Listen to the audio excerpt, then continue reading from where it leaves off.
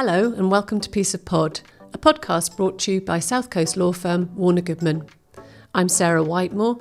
I'm an employment lawyer and senior partner in the firm with over 30 years of experience.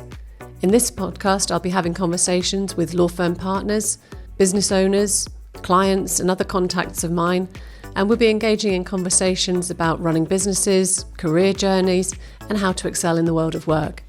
So if that's of interest, why not grab yourself a cuppa, get yourself comfortable, and let's dive in. Today I'm joined by Ali Sparks, a colleague, a friend, an author. In fact, your LinkedIn profile describes you as follows: author and journalist with background in print media, BBC Radio and BBC Magazine editor, marketing, events, training, PR for a law firm, children's fiction writing, festival schools presenting, bit of digital journalism, recently a BBC Radio 4 rom-com. How do you describe yourself at a dinner party? Do we have dinner parties anymore? I don't know. I used to say media tart because it covers a lot of things. It is complicated. It's eclectic, isn't it? That's for sure. Never gets dull. Well, no, and I think just saying I'm an employment lawyer could very well fit into that category. There's certainly a lot of things there to pick up on, things to have a chat about, inspirations. But you're not just an employment lawyer. I mean, when I met you nearly how many years ago? Nearly 20 years ago, you might have said that, but you too have just evolved into so many things: presenter, trainer, tutor, mentorer, all of these things. Yeah, just one of those things that comes with, I suppose, experience and years of doing the do, so to speak. And what else comes from years of doing the do? 60 books. Did I see on LinkedIn too? 60 books. Yeah, I put my little video up. Yeah, 60 books. It's one of those things I was counting them. I thought I must be close to 60. And one arrived actually in July. Most recent one, A Magnet for Mayhem, arrived in July. And I put them all up on the shelf and I thought I'm going to have to count them properly. And I went through and I couldn't believe it actually ended up at 60. So, yeah. So you videoed them all, including your award-winning BBC Blue Peter Book of the Year book. Yeah, Frozen in Time. Yeah. Can you tell us which is your favourite, or is that like choosing your favourite child?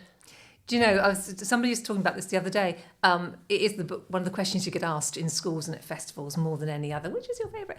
And it is very hard to choose one. And they are like your children. I've had 60 of them now. You can tell by the way I walk. 60 children? They are like your children.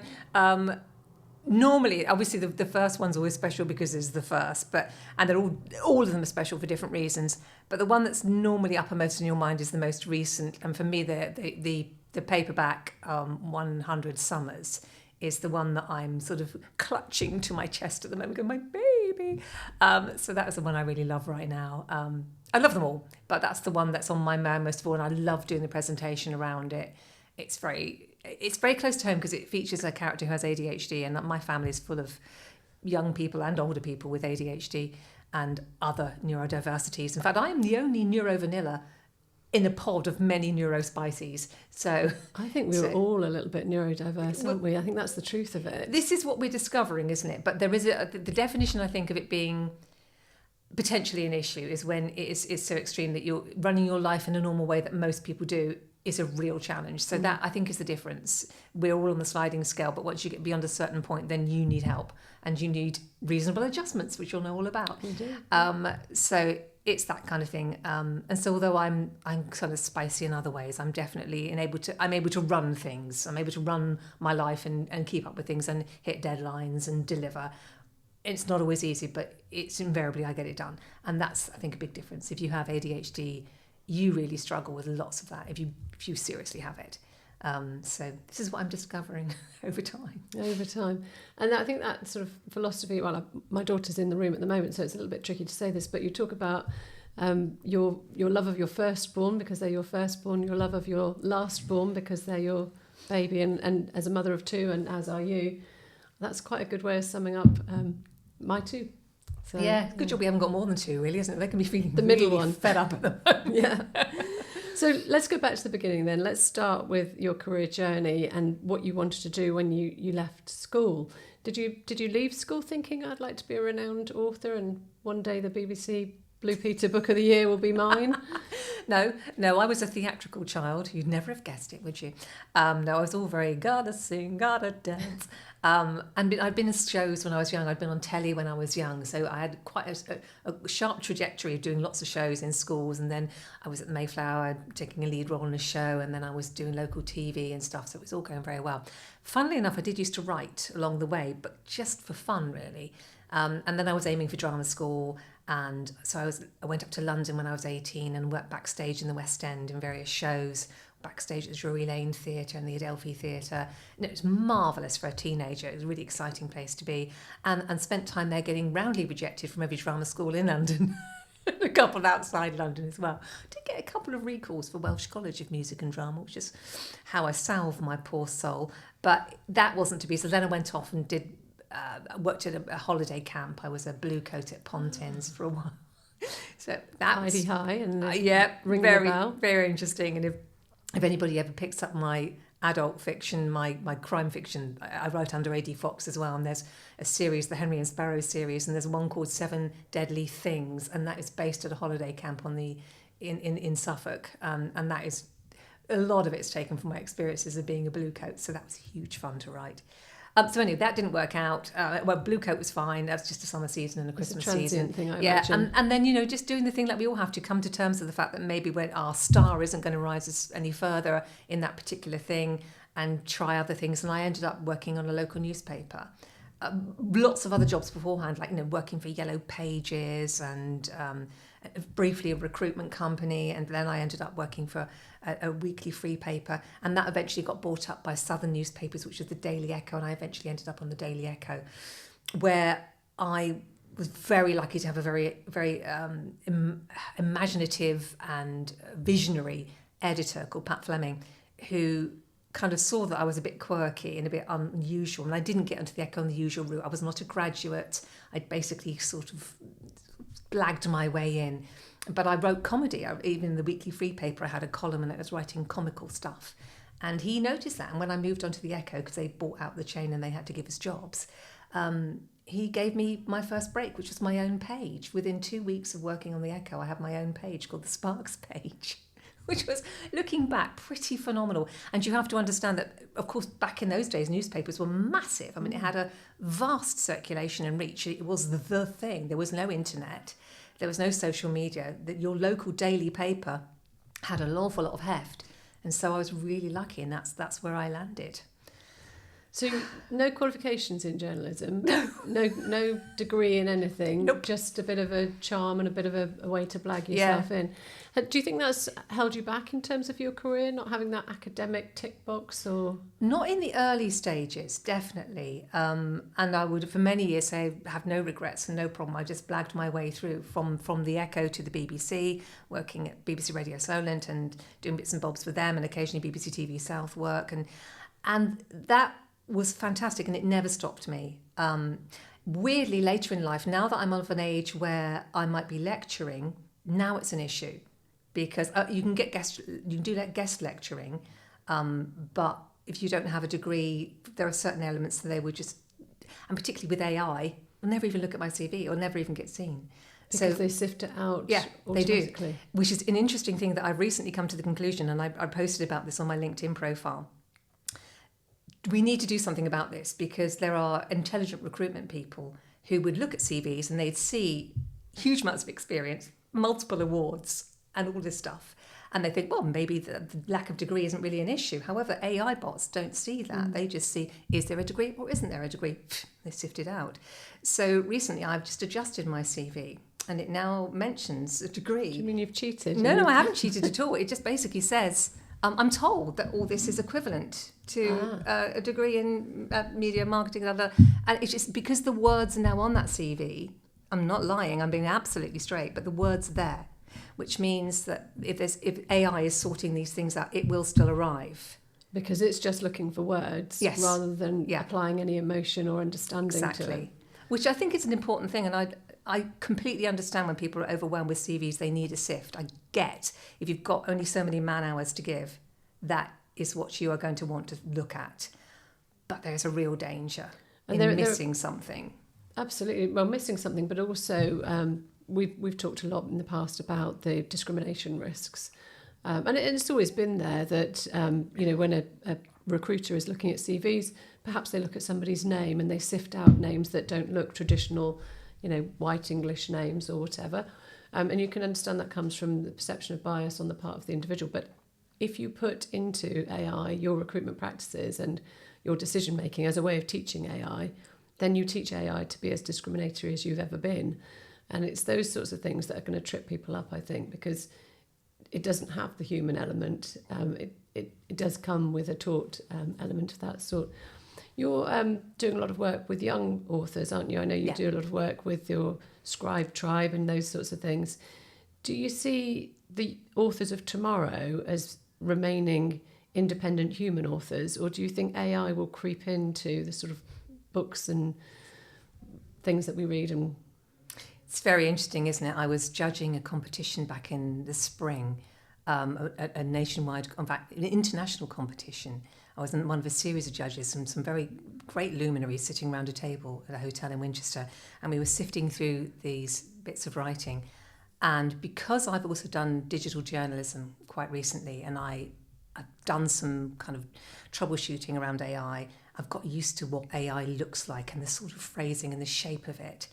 And I sort of stopped and I gave a little tap to the person who was running this competition. I just said, "This is AI." And she went, "You too?" And apparently somebody across the way who's also familiar with it, she had also picked up the same one, and we had seen that. And there are things, I think, somebody who's experienced in working with young writers will see the shapes that are not young writers. And I think you would need to be quite experienced. There was one person who was there who was, again, a real luminary from a very well-established public school, who was shocked to the back teeth by this. She said, no, this can't be. I love this. It's so beautiful. And you would need to be in amongst and working with young people and writing in the room with them, so there's no possible way they could be using AI to start to understand the patterns of creativity in young people and to notice the difference. And I never knew what happened about that, but we flagged it up, and then we found a second one as well.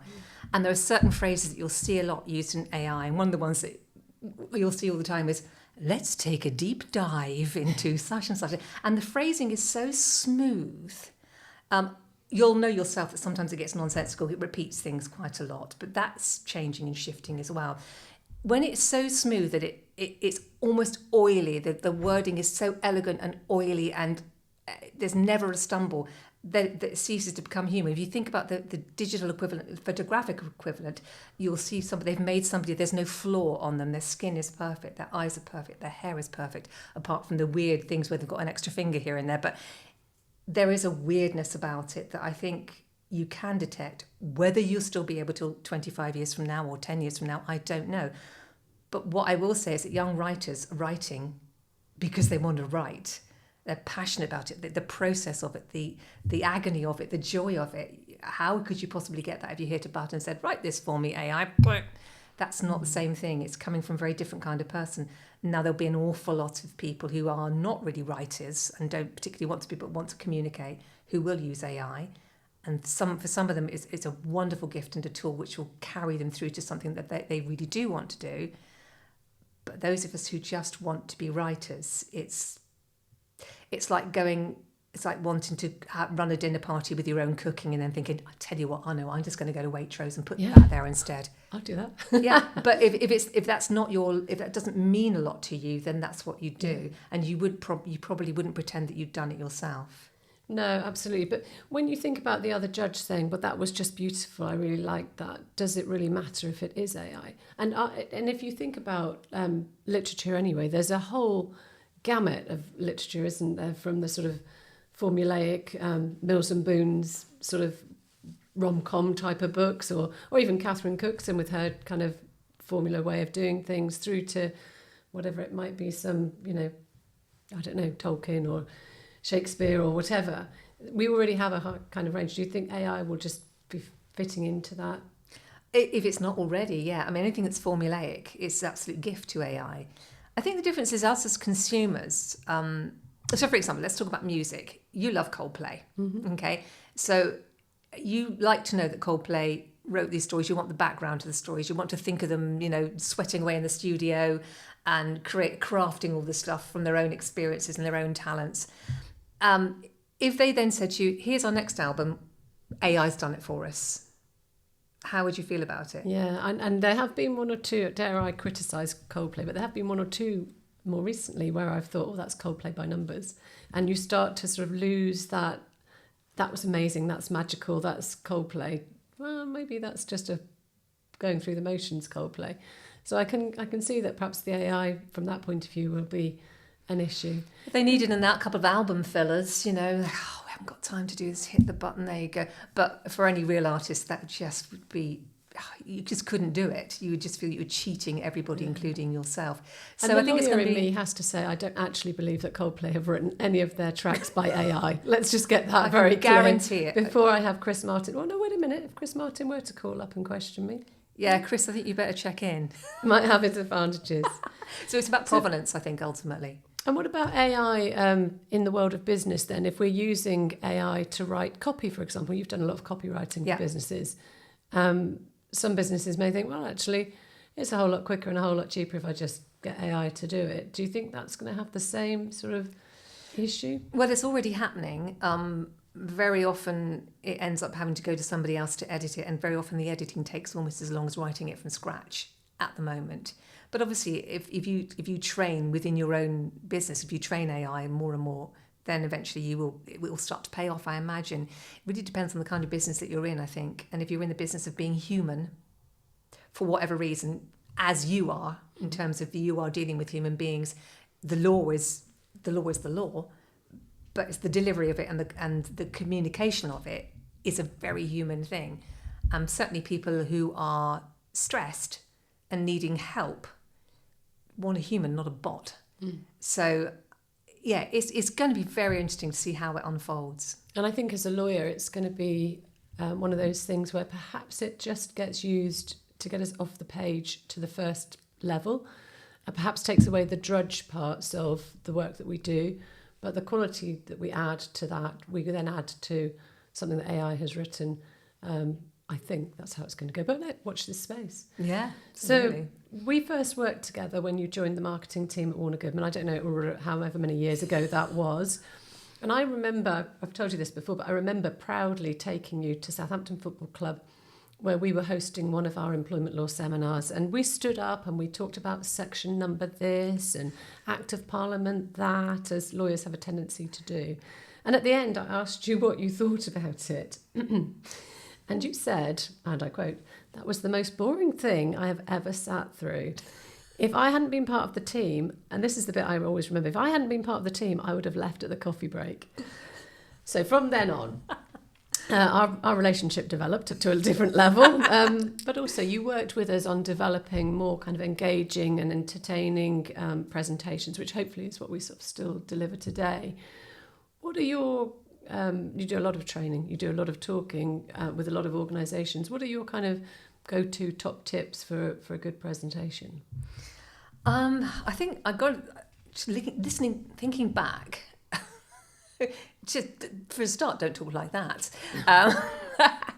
I'm sure it wasn't that rude, but I do remember it was very straight and very serious and packed with information.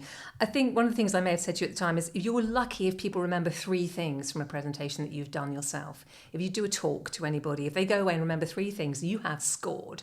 Even if they come away with only 1 thing, that's a really good score.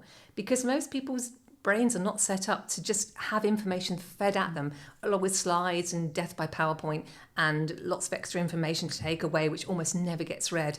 It's the communication of the people that's important, and we come back to this. So this is why AI can't do this. It can't do what you do at your seminars and your workshops and your masterclasses. AI can't do that because AI can't appeal to the human in the other human. So that's a really important thing, to be human, to stand up and instead of just say, "Lovely to be here today. I'm here to talk to you today. I'm going to discuss this. Instead of that, just go, hands up anybody who thinks this is an incredibly dull topic. Yeah. Or hands up anybody who's just come back from holiday and can't stand the British weather. Or hands up anybody who's got a dog. Or hands up anybody who's got a cat. then make the connection between what you're talking about. And there is always a connection if you look for it. And it just immediately touches everything to earth. It touches your nerves to earth. Because, and believe it or not, I used to have terrible panic attacks about public speaking. I really did for years. I was a presenter on BBC Radio. I was out there on the streets interviewing people. I was doing all this stuff, but I died 1,000 deaths every time. And I learnt through processing that the only way to really sort it out is to just keep touching it to earth with the people that you're talking to, and connect with your audience and get your audience to work with you. And when you've been in an audience, you know what you like. You like to be involved. You like people to say, hands up this, or what anybody got a thought about that. And I was watching your Tuesday talk this morning, and you were doing exactly that. Give me a wave, respond to me, do this, do that. And people were responding, and they feel that they matter and that they're engaged, that they're not just sitting there being spoken at. So that was the key thing. And I think after that early presentation, we went and we had a workshop, and there were things in boxes, and there were bingo cards, and there was silliness, and a few people were thinking, oh, come on, we're serious, we're lawyers. I said, yeah, but and so human beings first. We still do those sorts of things today. We do a lot of case scenarios, which are probably the more serious side of that type of activity. We do a lot of games and a lot of fun things, a lot of interaction. But what I've found is that sometimes I bump into people and they say, oh, I love your events. I love coming to your seminars, and that fills your heart with joy. And then you sort of say to them, well, which one in particular did you enjoy? And they say, oh, it's the one with the vegetable bingo.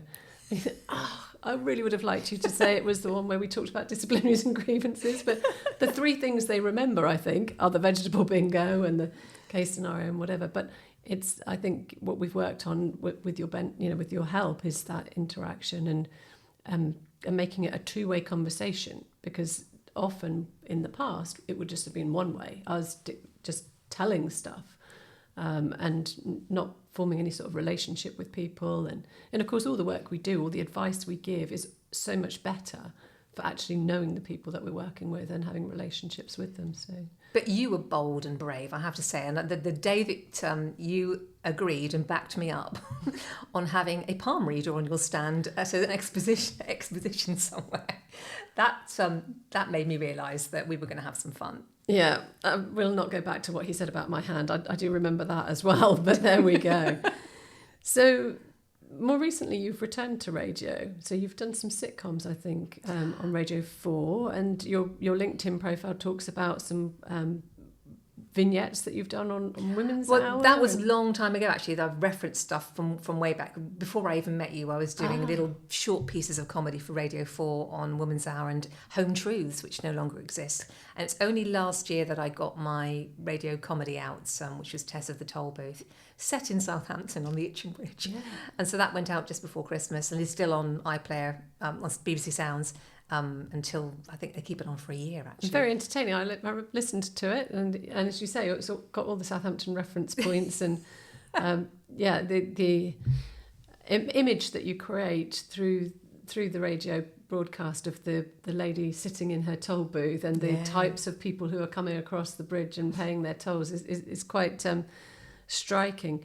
So what do you think about radio as a medium then? Because, we've moved into the world of social media, which you talked about earlier, podcasts like this one, streaming of music. Does radio still have a place? I think probably radio has a place almost more than TV, because as well as just being a slam dunk for everything to become a podcast, the minute they produce something, it becomes a podcast as well. So they've got content constantly coming through, but they're already set up for that. But also, if you're in a situation where you're on the road and there's a big drama happening, there's an accident somewhere, there's a huge fire, there's a snowstorm coming in, the first thing you want to do is switch on your car radio and hear now what's happening. So although radio has been messed around with a lot, and regional stations have been shrunk to a terrifyingly small size, which I really don't agree with, and I think it's short-term thinking. I do think radio will always have a place for us, because we need that immediacy, and it's also, unlike TV and everything else that's programmed, it's interactive. Again, we come back to the same thing, the audience makes it as well, so it's an interactive, it's a relationship thing. So I do think it will continue. It will have to shapeshift a little bit, as all media does. But no, I don't think you can replace it. And you certainly can't replace BBC radio or regional radio for what it offers. There is nothing else out there like it. And things like Woman's Hour, when we've got such a sort of gender fluid world we live in these days, is there still a place for something so prescriptive as Woman's Hour? I don't know. I mean, I think it's one of these things like the Archers, which just has been there forever, and there'd be such an outrage if it stopped. I mean, the reality is that what's leading the way would be, you'd have to argue that Radio 2 would be leading the way because it's got the biggest ratings. So that's probably one that's going to be more fluid. Radio 4 caters to a Radio 4 kind of mindset, perhaps, which is, you could argue it shouldn't be. It should be, and it is, all radio is striving to get everybody in. They're always after replenishers, people, bringing younger people in. No, I think it's relevant because, again, the programming it offers there's nothing else like it. And it is still very immediate. It's still got a lot of live. I think BBC Radio is unbeatable. And how has business life changed over your... We're both the same vintage. We're mid-50s. How has the world of business changed during your lifetime? You started out in print journalism. Now, I imagine back in the sort of late 80s, early 90s, print journalism was the world of, smoking cigarettes and drinking at lunchtime, or perhaps even earlier. But how's the world of business changed in your lifetime? Absolutely was. I remember it used to eventually have the smoking ban caught up in the workplace at the Echo, and it was such a relief. But yeah, we used to have an hour and a half lunch break, and that was a hangover from the liquid lunches that reporters were supposed to go and take people out for lunch and sort of pump them for information and stuff, which I don't think I ever did. Just used to go down Boots and buy a sandwich and spent a long time eating it. Actually, no, we were all workaholics because we loved what we were doing. Yes, I have been really fortunate in my career that I've arrived at just the right point. So I was at the Daily Echo when the sales were like 97,000 a day, massive circulation. And then I left that just at the point and arrived at BBC Radio Solent when they had a bigger reach than Radio 2. They were massive. The presenters were massive. I made the Radio Solent magazine and put that out over a period of years when it was massive. It was the best-selling magazine, which I partnered with NewsQuest Daily Echo people, and that was really good. And then I arrived working with you guys at a point when you were just ready to really grow and let me do amazing things with you guys as well. And yeah, I just hopped through and arrived at just the right moment for everything. So business now, I'm now able to work from anywhere. I'm able to write for international clients. I've written from UN agencies, so I've never let go of the journalism. As much as I've loved writing the fiction, I've always really valued the journalism too. So I've always had a finger in that pie and kept going. And certainly most recently during the pandemic when I was doing a little bit more journalism. So it's become so dynamic and so diverse. And I think you do need to be ready to embrace new ideas. And again, people of our vintage, it's quite easy to get into your groove and think that you've done enough now. You've covered it all. You don't really need to learn anymore. That's for the younger people. And I couldn't disagree more. It's so good for us as we get older just to keep trying new things and keep relating to younger people coming through, getting stuff from them, helping them to mentor us and the stuff that they understand, and mentoring in reverse for them some of the things, the skills, the soft skills that you learn over time that they will need some help with too. I think it's tremendously exciting, actually. I do too. I look back over my 30 years, and I've mentioned this on the podcast several times, so I won't mention it again, but where I was 30 years ago when I started out to now, the technology that we've seen, from typewriters through to palm-held, whatever we're doing now, and from the introduction of social media and all those sorts of things. And I look at that as a real exciting progress. But I also look at the next 30 years, at our children's generation and what they're going to achieve in their next 30 years, if you like, is even more exciting. I think that in a way I'll be disappointed to miss it. Oh, don't worry, they'll have found the pill for it. They'll bring me back. Longevity, you can have another 60 years. I heard Martin Kemp just recently talking about funerals, and he was talking about funerals in Chile. Stick with me because there is a link here. Okay. Where I think it's Chile or maybe Panama, where they actually bring the person who's died to the party, and they're embalmed and they sit in the party. I imagine that's what you have in mind. Is it that the senior partner from days gone by is sitting there at the partners' meeting? Yeah, that's a worrying thought, isn't it? Yes, don't have nightmares, people. So if money was no object, looking back over your very varied career, if money was no object, which of your sort of business or employment experiences would you opt for? What would you do out of all of your things you've tried so far? What I've learned is that I love to collaborate. I love to work with other people, other creative, bright people, so of all ages. So it would be something like that. I mean, I am actually, there's some things that I'm hoping are going to land, if not this autumn, then early next year, where I will be collaborating, writing for theatre, probably a bit more for radio, possibly some screenwriting. They're all things which involve other people's creativity as well, because for me, the biggest joy of 2023 was being up at Radio 4, recording Tess of the Toll Booth, working with the producer, kind of co-directing, working with Shappy Corsandi, the comedian that I'd asked to do it and who'd agreed, and doing a little bit of steer with the actors, doing quick rewrites on the fly, making it all happen, all of us working together, the sound effects people doing all their stuff. It was just such a buzz. So anything like that, and I mean that from on every level. So I get the same kind of buzz with that as I used to get when we used to run our seminars, and I'd get you guys to do things which initially you'd think, what about? And then it would work and we'd have a great time. So anything that I do would need to be collaborative, I think. Writing on my own is great too. I mean, writing novel is a very solitary thing. But once you've done it, then taking it to other people and seeing where they take it, even from like the illustrations on the front covers, making the trailers for it, bringing in other people as well, is the biggest buzz that I have. You didn't just sort of chat at home with Simon ever and say, guess what I'm going to get the lawyers to do this time? Oh, yes, they've agreed to do it. I feel like we're perhaps a performing monkey that has been asked to do a few things we shouldn't. No, I mean, the thing is, we were all sort of moving on together, because I was also discovering how I could adapt what I knew from working for the BBC as a radio presenter and as my theatrical past, how I could adapt that into a corporate world and how it would fit, because, you know, not everything necessarily would. And also how people are willing to try, given enough confidence, they're willing to try. And that was an absolute delight too. What about your parents growing up? Did you receive any advice from them that's helped you in your business life? Yes, I did. They were very, very supportive, bless them. They used to read to us all when we were kids. That definitely helped. I was a theatrical child, as you remember, so I used to go for lots of auditions. So they sort of kept my feet on the ground when things went well, so that I didn't get too big-headed about things. But they also helped me to deal with rejection. And there were times when I was disappointed and didn't know if I should bother next time, or there was something that was so beyond me that I'd say, oh no, why would they choose me? And they always had 3 words, which I tell to children in schools, which is, why not you? And I think that's really important. Yeah, very powerful. Because why not you? Most of the time, if you're going for it, you have just as much chance or just as much validity as anybody else, wherever you come from, whatever age, whatever gender, whatever ethnicity, you are valid. Why not you? So those are really important things to remember. I think that was definitely a huge piece of advice. And the other thing I say, which is kind of from me, is do what you say you'll do. Deliver. If you say you're going to do something, do it.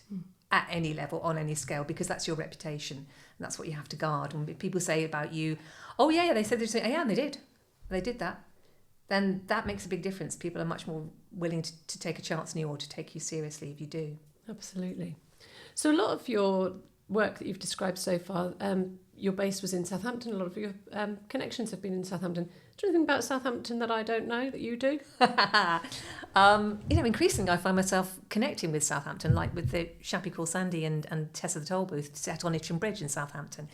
And there's a book that I wrote called Wishful Thinking a few years ago, which is about a boy who gets his own god. I mean, I'm not talking big god, I'm talking very minor god. Abendinus is the god that he finds. He kind of happens upon him in a river in Cambridgeshire, and the god sort of follows him home and then starts hanging out with him, and he has to sort of big this god up by making up some prayers and building a little shrine and everything so he can get his wishes answered. While I was doing the research for this, because I went through this whole list of gods and goddesses that used to be worshipped in this country, to my utter amazement and delight, I discovered Ancaster. Never heard of her. I'm assuming it's a her. It is. Ancaster is the goddess of the River Itchen. Well, I mean, how many of your people watching or listening to this now will even know that? Hardly anybody does. there's some clues. We've got an Ancaster Road in Southampton. There's a business called Ancaster Boats Sales, I believe. It used to be Ancaster Marine. So the name is there, but people have long since forgotten that we have a goddess. And I've got a bit of a bee in my bonnet about this because I think we need to get her back. I think we need to resurrect Ancaster for Southampton and arguably all the way along the River Itchen up to Winchester as well. That's fine. So how do you think we go about resurrecting Ancaster? Well, I have a plan. She's already in my book, and she's listed in this sort of Bible of gods and goddesses. So there's definite proof she was worshipped. And they found this sort of inscription to her, which is a very small sort of traffic bollard-sized shrine thing.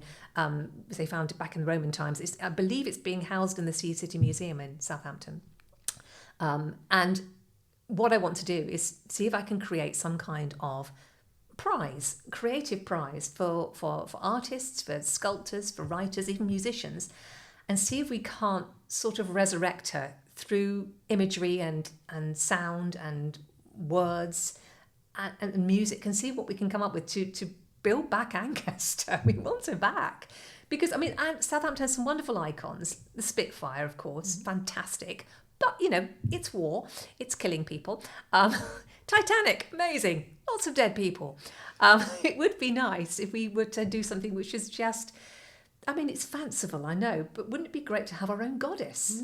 And is there some sort of, I don't know, funding for that? Some sort of Arts Council funding or what? There could be, and this is one of my missions, which I'm beginning very shortly, to see what funding can be had. As an individual, I don't think I can apply for funding from Arts Council. I'm not sure, I need to double check it, but there are people I've been working with, some amazing people in the city. The Mayflower Mass Theatre I work with, and Artful Scribe, who I'm already doing projects with. So it's something to talk to them a bit about. But I also think, having worked on the corporate side of things with you guys and learned so much while I was working with Warner Goodman, I would like to sort of tap into that community again as well and just see what interest there is in supporting this. I would love to make this happen. I'd love to make it an annual or a biannual thing.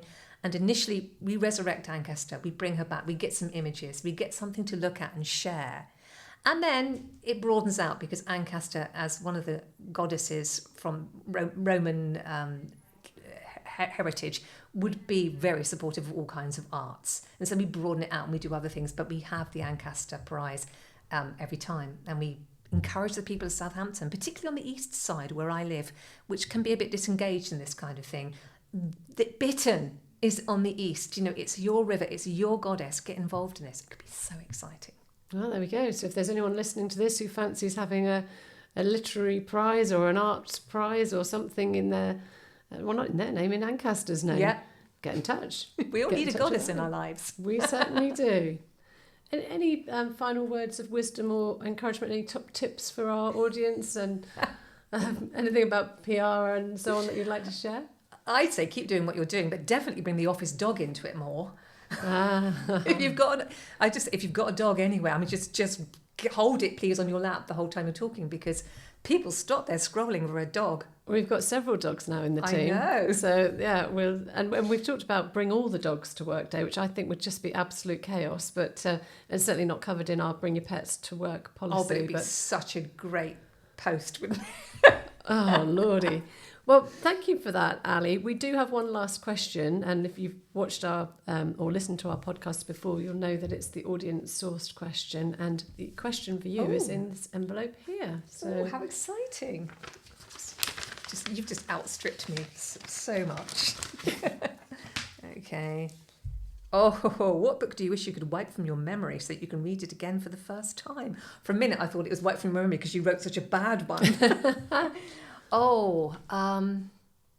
That's a very good question. It would probably be My Side of the Mountain by Jean Craighead George. She wrote this most beautiful book. It's one of my favourites. And I learned the other day, it's Chris Packham's favourite as well. And you'll know why once I start to explain it. It's about a boy who has to go and live on his own in the wilds of the woods, in the Rocky Mountains, I think, in America.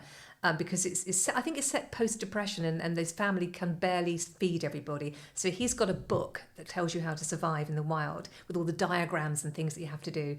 And so he goes out and he does this, and he finds a tree that he can live in, like an old redwood that's burnt. He burns out and made himself a little home, and he learns how to sort of forage and snare for animals that he can cook, and he steals a peregrine falcon chick and tames it and teaches it to fly and hunt for him. It's just the coolest book ever.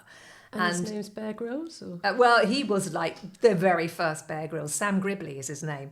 And I just recommend it to any age of reader. It's such a great book. And it's about resilience and looking after yourself and taking responsibility for yourself. But it's so poetic. It's got little diagrams. And when I came to write my first book, The Shapeshifter, Finding the Fox, my character of Dax Jones shapeshifts into a fox, but later on he shapeshifts into a peregrine falcon. Mm-hmm. And that's definitely because of My Side of the Mountain by Jean Craighead George. So wipe it from my memory so I can read it again for the first time. And then she wrote a couple of sequels which were also really good, but the first one is just superb. And that's the joy that literature brings, isn't it? That's the book. And Total absolutely. escape. Loved it. Thank you so much for your time, Ali. It's been lovely talking to you. We'll no doubt continue this conversation off mic, but it's been a pleasure. Thank you. As always, thank you so much. Thank you for joining us for today's episode. I hope you found it insightful and empowering. To stay connected, why not hit the subscribe button? Or if you think your friends might be interested, why not rate us as a 5? To be first to know about upcoming episodes, follow us on Facebook, TikTok, Instagram and LinkedIn, where you'll find us at Warner Goodman LLP, or follow us on YouTube, where our episodes are at Piece of Pod. Thank you again. Until next time.